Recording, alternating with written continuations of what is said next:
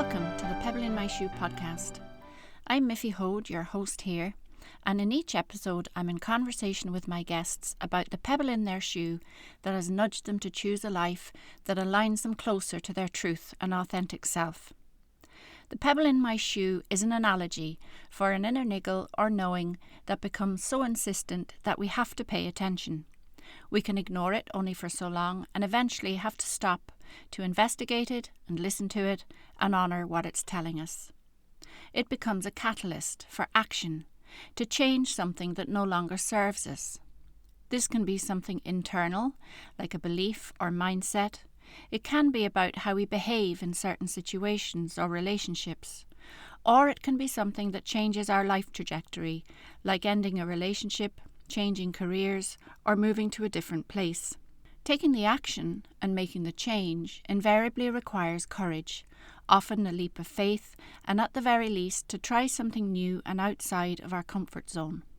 Whatever the action or change happens to be, the pebble ultimately moves us to live more authentically and more aligned to our true nature.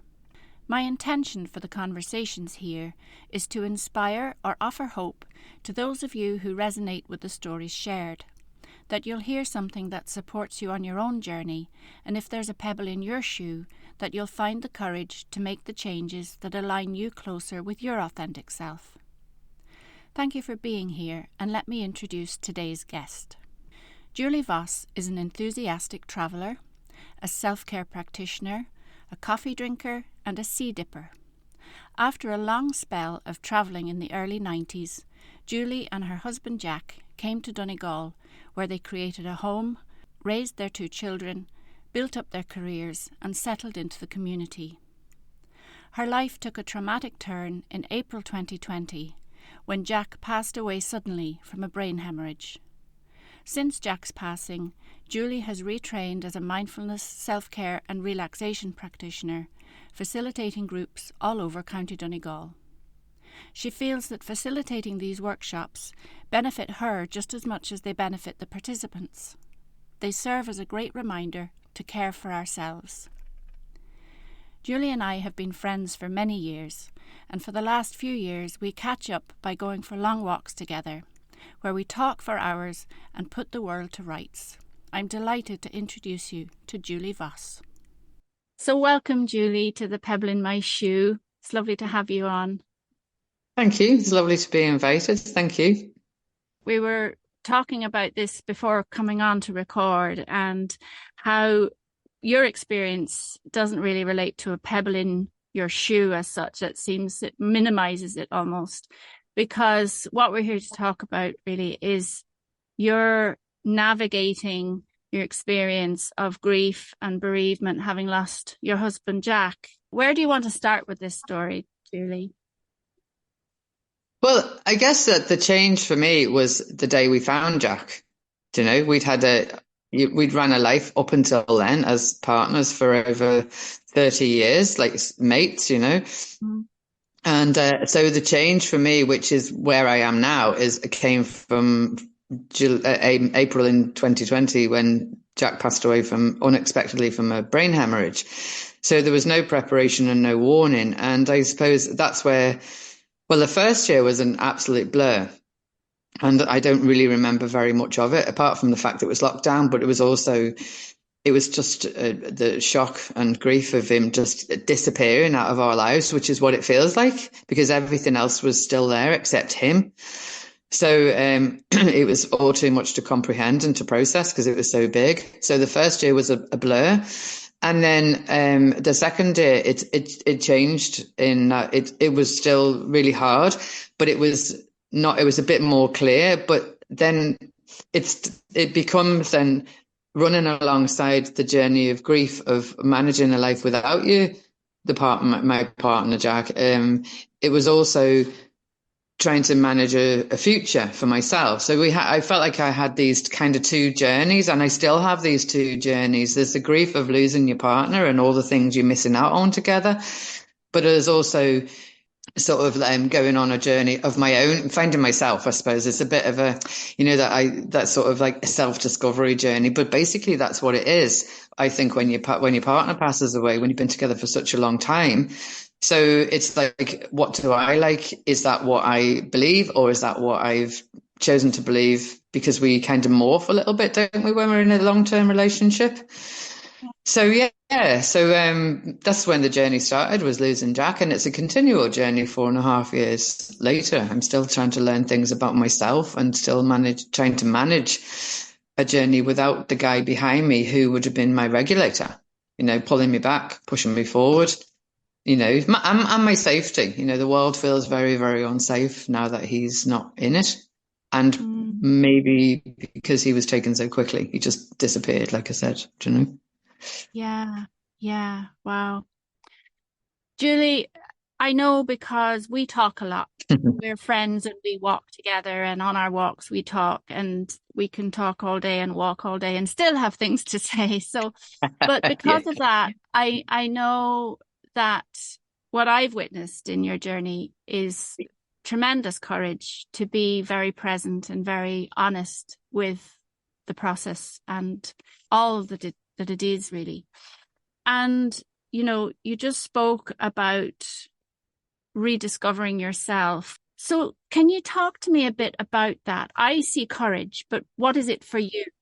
Well, thank you for that, seeing it as courage. I suppose I see it as I don't really have much of a choice in that, I didn't die.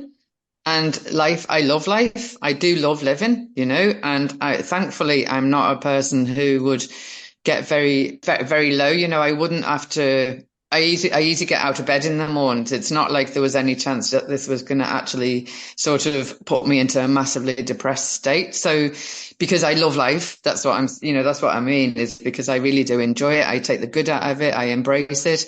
So, obviously, that went on hold for a long time, but I think I have quite a good self-awareness. So I knew what filled me, and I knew what I could find the magic in. So I think, um, you know, I went in the garden for the first year and just stayed there and did gardening. And then I discovered, or I didn't discover obviously seed dipping, but I discovered my love of it the second year.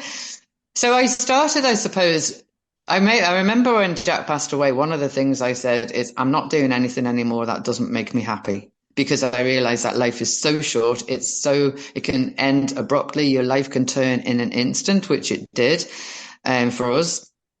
So I just thought, from now on, I'm going to choose to only do things that bring some spark and joy into my life. So that was probably an awareness that I have. And I am doing that. I didn't go back to the job I was doing. So whether it's courage, I don't know. It's just recognizing, like, you have to live, you have to enjoy it, and you can't spend lots of time doing things that don't make you happy, because it's a bit of an insult to a life if you're just spending most of your time doing things that you wished you weren't, do you know? Yeah.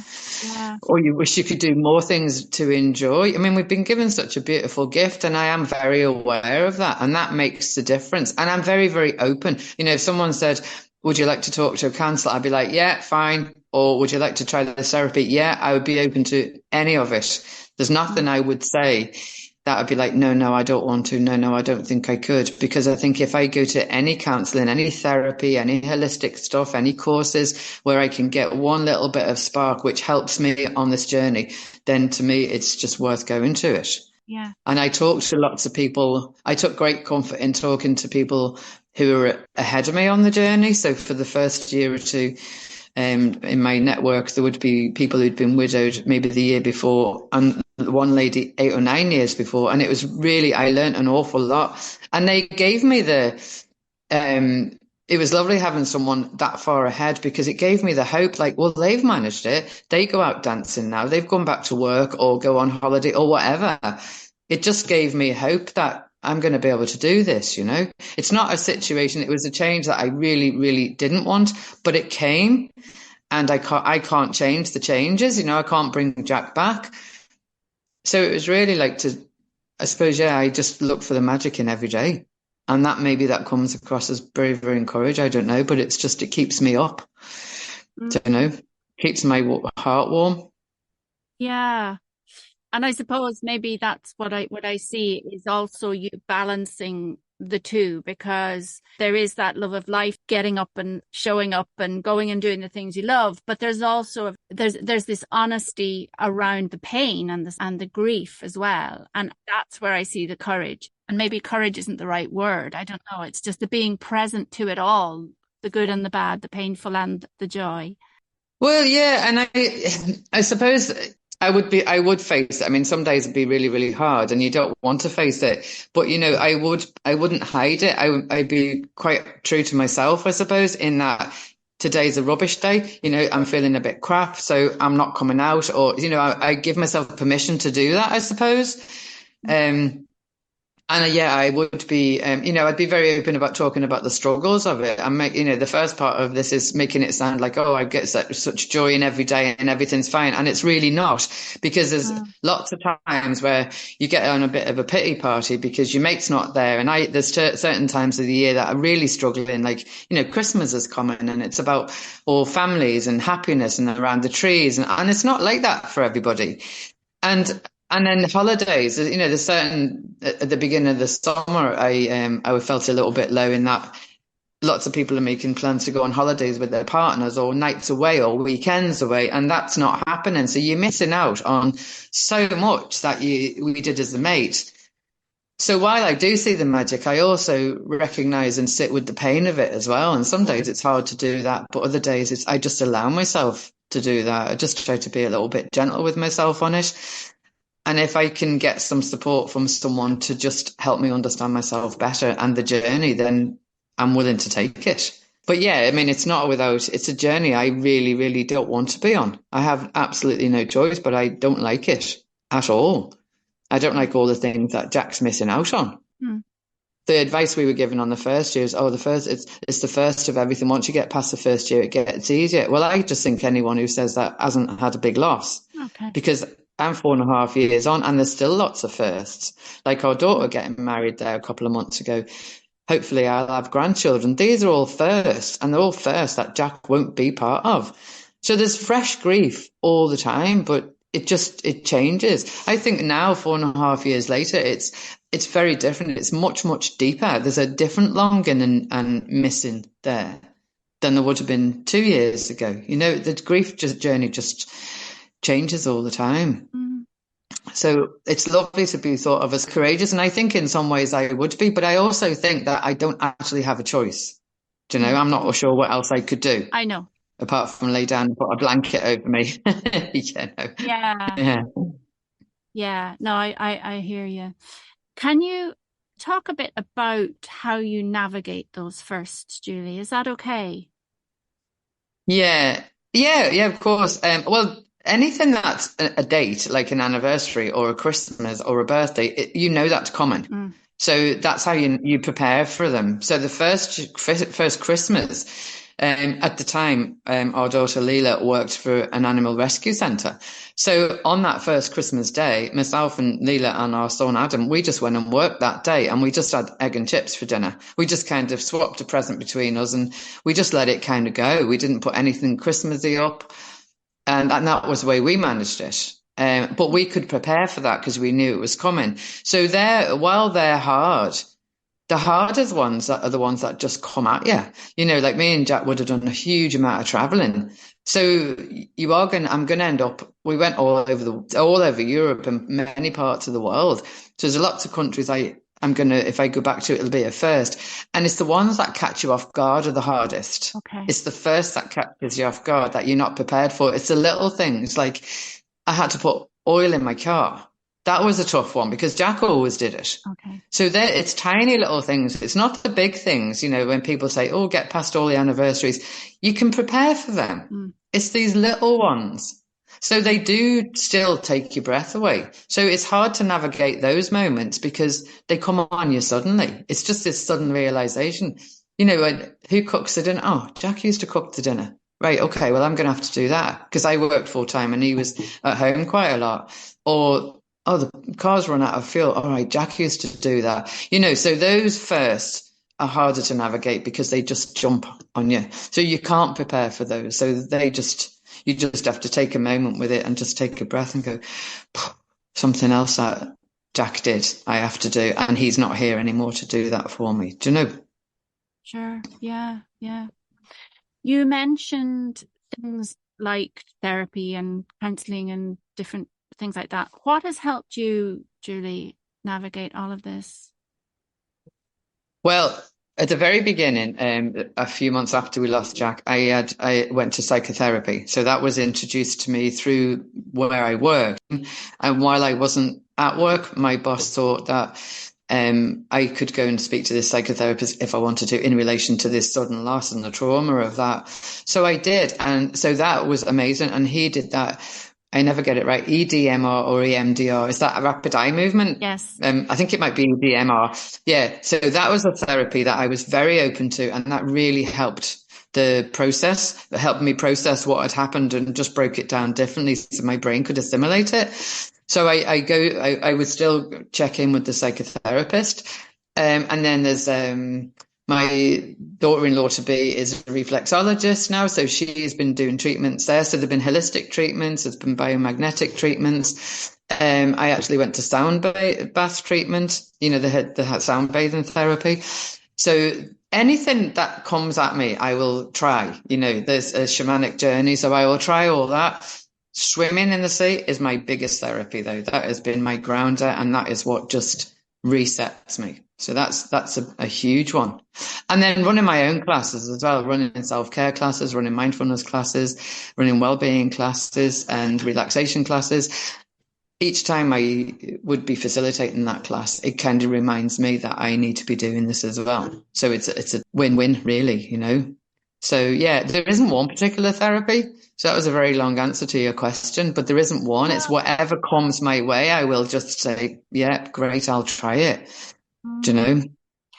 And then in terms of your own practices, like what are your practices that help you aside from going for therapies and stuff, but your own personal sort of self-care and things that support you maybe on the bad days or on the good days or? Yeah. Well, every morning I would just do some little quiet meditation practice to start the day with that. So I'd do that every day, just to sort of set me. Actually, that's after my coffee. That's my biggest therapy is my morning coffee. That brings me lots of joy. But after that, then I do my meditation. And I would have, lots of little techniques I could use through the day to bring me sort of into a state of calm. But being in the garden, that these are practices I would try and get out into nature, either doing a bit of gardening, even this time of year, there's tidying up or getting out into the forest. So I would spend as much time outside. I'm such an outside person as possible. That is the biggest therapy for me. And definitely the sea swimming. We'd be doing that like 4 or 5 times a week all year round, So that is a massive therapy. And I know, say, even just an example yesterday, I was getting overwhelmed with lots of things I was doing. And it wasn't every little thing was small, but altogether I just got stressed with everything coming after me. So I just downed all my tools and just went into the sea. We met a couple of the girls who went into the sea, and it was honestly like a reset button. I just came back feeling much clearer, much calmer, and ready to carry on what I was doing. So that would be my biggest sort of practices is definitely meditation, definitely the sea, and definitely walking, any nature, really, anything outside nature, as much as possible. Yeah. Would they have been practices that you've always done even prior to Jack's passing, or are any of them new or? Definitely the sea dipping is new. I wouldn't have gone. I lived here now in Ireland for 32 years. I could say I went in the sea maybe 4 times in that whole time because it was always too cold. Right. So yeah, so that's definitely, yeah. And like that lockdown, it was only through lockdown because we were doing yoga on the beach and the girl invited us all to go in the sea. And I was like, oh my goodness, I'm not going in the sea. It's freezing. But I just felt it was a bit of a battle going on in my head through the relaxation, I have to say. This battle was going on in my head going, if I don't go in the sea, am I going to look stupid because I'm the only one in the group not going? And what if I do? It's going to be flipping freezing. But my son Adam is great because I call him Nike sometimes, just do it. So I walked out down from the yoga and just kept going. I thought, just do it. And I just carried on straight in and that I was hooked. instantly hooked. It was just incredible. So no, that's a new one. I would have gardened and done a lot of walking, but I do find that I'm outside much more than I realized. I loved being outside anyway, but I realized how much of a solace it is for me outside even more. So yeah, that's new as well. Really since Jack. So probably, yeah, just them two are the biggest ones, you know. Yeah. Can I ask you about your intuition, Julie? Where does your intuition or does your intuition play a part in all of this process for you with grieving and the bereavement itself? In making decisions, in what way do you mean? In how it informs you, I suppose. Oh, so okay. So I have your gut is your second brain. So I call that my vomit meter. Right. So if you are, you know in your gut if things are right for you. Mm, And like I say, I've become much more self-aware over the last few years. I was quite a self-aware anyway, but I've done a lot more practice in that. So I think that anything that I was going to do or try or go somewhere, I would always look to my gut. That's my intuition and how I feel. And if someone says, "Would you like to climb a mountain?" and I go, "Well, yeah, okay," then that's my vomit meter is quite low. So it mm, hasn't gone like, "Whoa, no." But if someone says, "Would you like to jump out of a helicopter?" and my vomit meter would go way up there, almost like one of those fun fair, you hit a hammer and you hit it on this weight and the thing shoots up and it goes to different colors. And if you hit the top, it rings the bell. So that's how I visualize my vomit meter. So depending on how much it moves, if it mm, goes over a certain point, then that's my intuition goes absolutely no. And I'm getting better at being able to say, I actually don't think I could do that. mm. Because whereas before I would have gone, oh, they might be upset with me. I better do it. I don't want to let anyone down. Now I have to be true to myself and say, I actually don't think I can do that. I'm being totally honest with you. So that's where my intuition comes in. Yeah. Yeah, that's a lovely visual, actually. Yeah. Yeah. I know that you have traveled, Mhm. and part of that has that, I remember you describing it as putting on your big girl pants and going traveling. Yeah. Can you talk me through some of that for you, how that was? Well, I think I'm a bit of a nomad, and I blame it on the fact that I'm a Gemini. So that we're always a bit spacey and and I'm a rabbit in the Chinese. So I totally blame it on that, not on my personality at all, do you know? Yeah. But I've always loved traveling. I love new cultures. I think there's nothing more exciting than going into an airport, going through a door onto a flight and coming off in a totally different culture. It's just amazing. So myself and Jack actually went away for a year to India very quickly after we met. So we'd done lots of traveling and continued to. And when the children were quite small, we started again with the children. So I've always had the bug. And myself and Jack would have at least 3 holidays a year when he was here. We'd come home and, it might be a Christmas one or a summer one but we'd be exploring new places.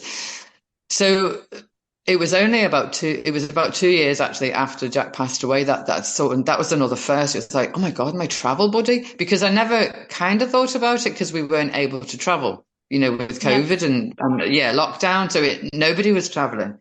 But the second summer when people were able to travel, that was a huge one for me. It was like, not only is Jack gone, he was my big travel buddy, and that's not happening anymore.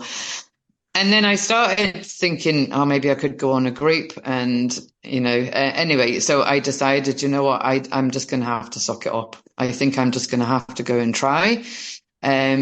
So it's not, I didn't enjoy going on my own very much. I enjoyed lots of it, but I'm a people's person. I prefer a companion, but I don't want to just stop all that because that's a big part of who I am is traveling.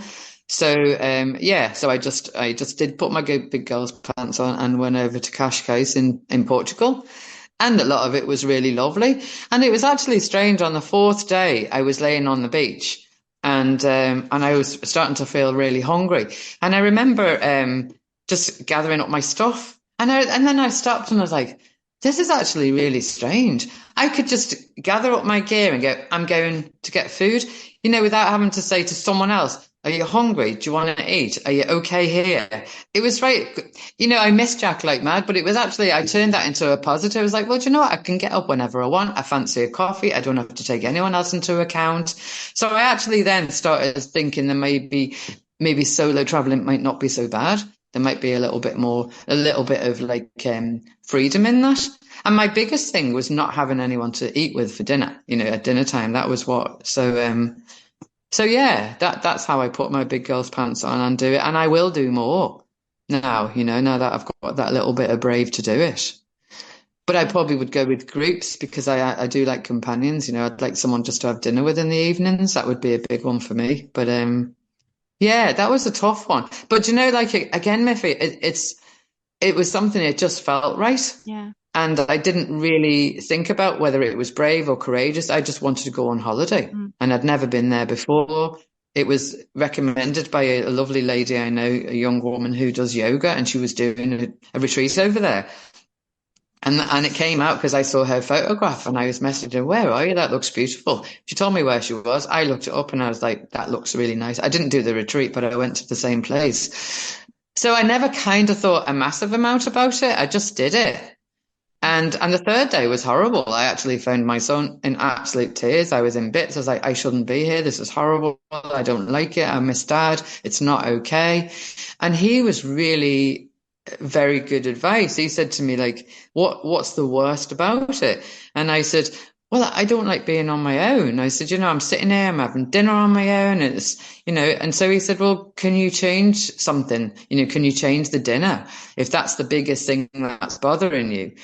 So I was like, well, I have to eat. He goes, yeah, but maybe have a late breakfast and then have a dinner early, like eat at 5 instead of 8. He said, because around 5, when people are eating, it's much more informal. There's people coming off the beaches. They're still in the sandy clothes. And he said, and then maybe go out and have a drink on the square in the evening. So you're not doing that formal dinner. So I did. And do you know what? It was a turning point because you think, I don't have to eat at 8 o'clock where all the couples and the friends are. And then I did go and sit on the square, and there was a few other people sitting just on their own. We just not acknowledge each other, watch the music, and it was much better. So it's good to talk because you get these little tips of how to make life a little bit easier in these circumstances. So it was kind of a bit of a hurdle that I was able, with the help of my son, to get over, Yeah, that's really powerful, isn't it? Because what I sense in that is that the power in you actually realizing that you had a choice, that there was something you could do about this that particular trigger, or that. Yeah. And therein lies our power when we feel we have some say in something that in the broader sense we don't have a say over, but there are the smaller pieces that we can choose. Well, I suppose the whole circumstance for me, Miffy, is like my life has changed dramatically since Jack passed away. And in that, no, I don't have a power or a say, but I can make decisions throughout this journey on how I manage it. Yeah. Do you know? So like I say, I could have gone down and just put a blanket around me and stayed there and been a victim of like, I can't do it. I'm a widow now and, or I'm too sad. Or I can manage it by going, okay, today's a great day. I'm going to get out and do stuff. So you're right. We do always have that. We do have power. And when you do know that, it does make a big difference. And just that one small change of, well, don't eat at 8 o'clock, eat at 5 o'clock. And I was like, Jesus, yeah, of course I can, can't I? I can change that. I'm not stuck. And that changed my holiday. And it's made me more confident to go again because I know that I can make changes if I don't like it. And if I really don't like it, I can just get a flight home. So, yeah, that's made me a little bit braver. Yeah. Yeah. Julie, I don't know if this question is fair, but I feel this nudge to ask it. And that is, what are you most proud of in how you have navigated this journey so far? Well, I haven't given up. So that's probably quite good. Yeah. Yeah.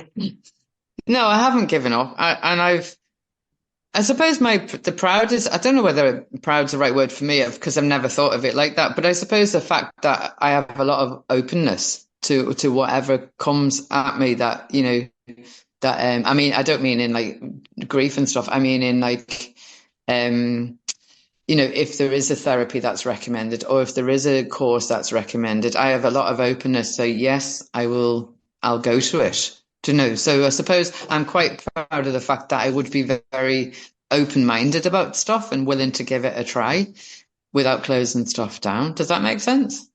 Yeah, absolutely. Yeah, so I'm proud. I suppose I'm very willing to take on any hint or any little suggestion or tip that helps this journey to become a little bit gentler. Mm. And like I say, I can't change it, but I suppose that I'm kind of, yeah, that's probably the biggest thing I'm proud of is that I'm not going to say embraced it because I really, really haven't, but it hasn't put me down. Do you know, it hasn't made me want to give up. It's like, okay, oh my God, right, we're on this journey. How am I going to navigate this? So I've been open to what's coming at me. Does that make sense? Yeah. I suppose that's what I'm proud of. Yeah. I'll probably come off this recording now and think of all the amazing things I could have said. Yeah. I don't know. But I'm following my intuition here, and this is what is coming out. Yeah. Yeah, it's lovely. And just on that, like you've made reference to how people say things that really aren't helpful, and you've talked a lot about the things that have helped you. And if there was somebody listening, maybe who isn't as far along on the journey as you are not yet, maybe are more newly bereaved, what is the thing to say to somebody, or what does help? The main thing when you're on this horrible journey of grief is to just be really gentle with yourself. Mm. You know, that's all you can be. You do get lots of advice. You know, you were told, stay strong. And I remember saying to someone, you've got to be strong to stay strong. And who says I'm strong? Do you know, or, time's a great healer. You know, all these little cliches that people are saying because it kind of makes them feel better if they make you smile or they think they're giving you advice. So I would say, you know, just to be gentle with yourself, take every day. And if you can't stand up to people who are giving you this lovely advice, which is absolutely, totally unhelpful, just shrug it off at the door like a coat. Take it on, go, yeah, oh yeah, thanks very much. Oh, great. Because there's no point standing up against someone like, you know, who's giving you advice. Just agree, pretend that it's going to do you good and leave it on your door when you shut the door. And do your journey. Don't look to other people to see how they're managing. And I know I said before that I was looking at people ahead, and I was mainly looking in awe, going, oh my God, they survived it. You know, they have got themselves back together a little bit, enough to be able to go to work or meet their friends for coffee. So definitely look ahead for people like that, but not how they're managing their journey. Because they didn't lose, you know, people say, I know how you feel. My husband passed away. And I say to myself, you don't know how I feel. You know how you feel because it was your husband, but you didn't have my husband. So you don't know how I feel. Do you know? So I think we just have to say thank you for any advice that you're given, but really do the journey in the way that feels right for you. There's no competition there. And, you know, people are great for the first year, Miffy, to be honest. You are, you know, we were inundated with gifts and cards and flowers and lovely wishes and visits and everything. Right up the first Christmas, we had a room full of beautiful things. But life changes and moves on for everybody. And somebody else passes away, or, you know, we can't all stay in that bubble of being minded by the community because other people need that minding. And that really hurts because you do feel the journey of grief. It's not just, you don't just lose the person who passes away, you lose other things. You might lose friends that you had who couldn't stay there. You know, the neighbours aren't coming as much, or the community's not. That feels like a loss because while you still need protecting and minding, they can't keep doing that because other people need protecting and minding. So there is certain times where you feel you've been quite abandoned. And I think that's still okay to feel like that too, is to be just honest with how you feel for yourself and go with that. You know, everything changes, and the next week you might get a lovely card from someone and you think, oh great, everyone loves me again. So that's going to change, you know. But yeah, my advice would just be do the journey that feels right for you and don't look at other people. There is no timeline on grief. Just because your husband died 4.5 years ago, it's not, you know, you shouldn't be getting better. You know, it's changing all the time. So yeah, just do you, you know. If you can, try to just be with people who make you feel a little bit supported, you know, and understand when you want to talk about your loss and also understand when you don't, you know, because I don't want to talk about Jack dying every day of the week. Some days, even in the beginning, even in the first 6 months, I remember I had to go and see, there's so much official stuff to do when your partner passes away. And I remember I had to go to the bank, and I couldn't take that grief with me because this was an important thing I had to do to change stuff. So I just remember saying to Jack, I'm putting you in my heart. I have to go and do this. And I haven't forgotten you, but I'm putting you away in my heart just while I'm with the bank lady or whatever it was. And then you can bring them back out. So don't be afraid to do that either. Just lock them away for a couple of hours and come back to it later on. Does that make sense? Yeah, I think that's really powerful, actually. And it's, I suppose, leading me on to my next question that I'm curious about, I suppose, and that is, does spirituality play a role in this process for you? I like to believe that our spirit is going on to a new life. And when we are spirit, we're not what we're wearing, which is our body. So I do, I don't follow a particular religion. I'd be very drawn towards Buddhism more than any of it. But yeah, I think if I didn't have some belief in something big out there, it would be much harder.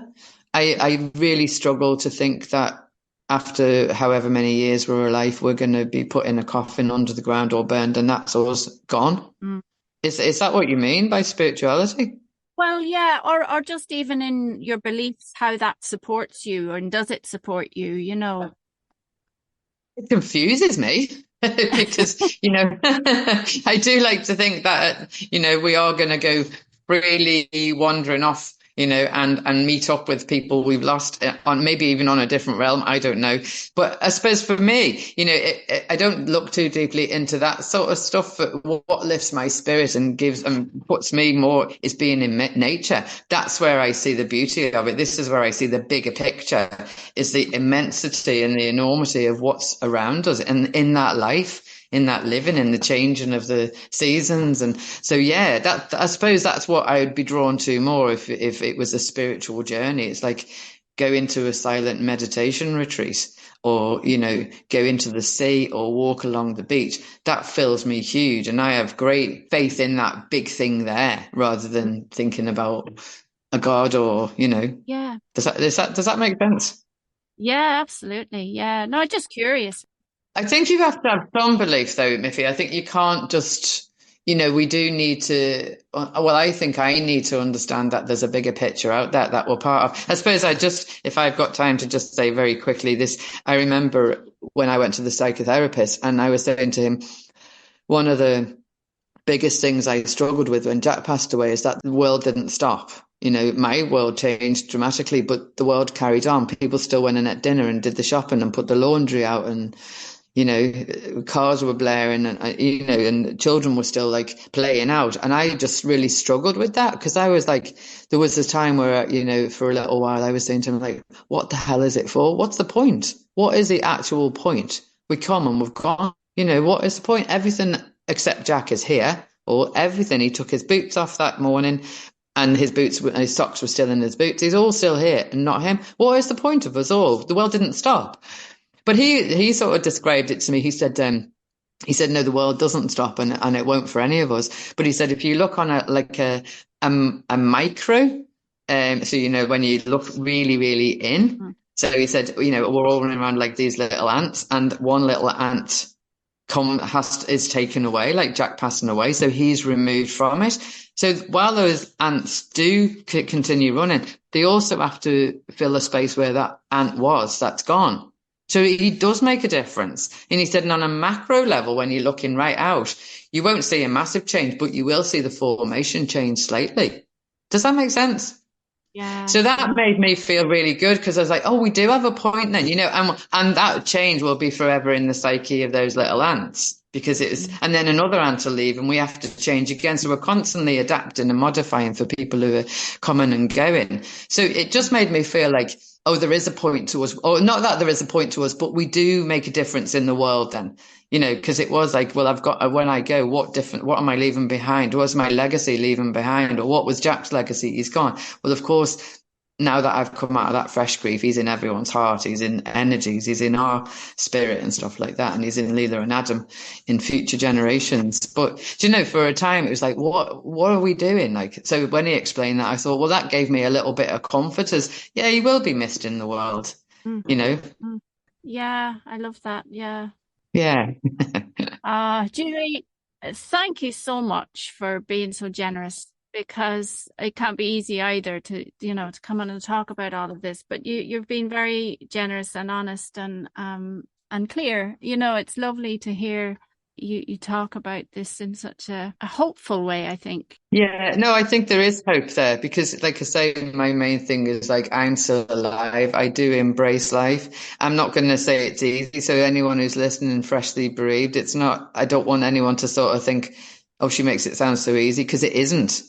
I'm 4.5 years on, so there's been a lot of journey and soul searching and many, many, many hours of tears. And I don't always manage it so well. Sometimes I probably just am a snotty mess, and that's okay too, because that's what it is for the day. But it is a very, very difficult journey, and it's one that you can never prepare yourself for. And I think that, the hierarchy of grief, I do feel there's a hierarchy of grief with someone losing a child at the very, very top, because that's the hardest loss. But I do think losing a partner is very high too, because that's the person you chose to be with.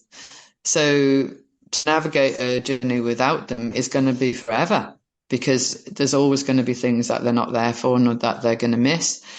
And Jack's in our hearts all the time. And I don't want it to minimize that by being quite hopeful about all that. But and I said, I'll go back to my very full circle to the very beginning. It's a life of two journeys. It's a journey of grief. And it's like a cart track. Sometimes I'm over on the journey of grief and I just can't get away from past being really upset today, and then I'll slip back over to the journey that's running alongside, which is me managing a life without him. So that's going to happen forever. And I think if we're very gentle and open with that and allow ourselves to be on one of the tracks or the other and be okay about that, then I think for me it's just I suppose that's my intuition as well. What journey am I on today? And they run alongside each other, like I said, but it's about being kind to yourself and knowing that both those journeys are okay. And that's just where we are, So to bring it full circle, yeah. Yeah, that's beautiful. Thank you, Julie. Thanks so much for coming on the podcast. I'm really grateful to you. Yeah, well, I enjoyed it very much. Thank you. Thank you for inviting me. I hope you've found this conversation inspiring and hopeful, and especially if you've been bereaved yourself, that you'll find glimmers of encouragement and hope in Julie's insights. Her self-awareness and ability to illustrate her experiences in such honest and humble ways always inspires me. Julie is available for mindfulness, well-being and self-care workshops and courses all over County Donegal. If you'd like to get in touch with her about this, you can email her for more information. You'll find her email address in the show notes. Thank you for listening to The Pebble in My Shoe. As well as hosting this podcast, I'm a personal growth coach at the Daisy Coaching Hub, where I provide one-to-one coaching for personal and spiritual growth, mental health and well-being, group mindfulness classes and events, and a range of original self-directed resources to support, nurture and energise you. You can follow me on Instagram, Facebook and LinkedIn at the Daisy Coaching Hub, or visit www.daisycoaching.ie. You can subscribe to my free weekly newsletter at the link in the show notes. Thank you for listening, and bye for now.